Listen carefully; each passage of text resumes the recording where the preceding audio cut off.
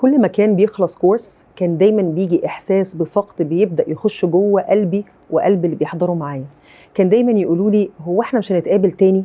ازاي الرحلة دي اللي بقالنا شهور مع بعض بندرس حاجة مع بعض فجأة هتقف؟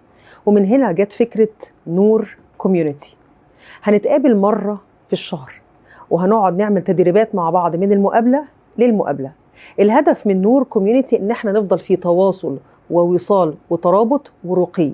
كل مرة هنتقابل فيها تبقى في سلسلة تمكين، ازاي افضل محافظة على كل الكلام اللي احنا قلناه في الورش، وكمان نفضل في جو من الترابط والوصال مع بعض، انصال ما يقطعش. لان لقيت دايما في القرآن بيتكلم على فكرة تواصل، دايما بيتكلم على فكرة واصبر نفسك. فازاي نبقى احنا لبعض فكرة نور، ان احنا نبقى النور ونخرج النور من جوانا في كونسبت ان احنا بنتقابل بشكل شهري لمدة 4 ساعات، بنعمل نشاط، بناخد جلسة من جلسات التمكين، بنتقابل مرة كل شهر، بيبقى فيه جزء للجروب سبورت، بيبقى فيه جزء بنتعلم مهارة جديدة من مهارات التمكين، وفي جزء تاني بنرجع نشوف بعض بشكل دوري. أشوفكم في نور كوميونيتي عشان نبقى دايما في وصال.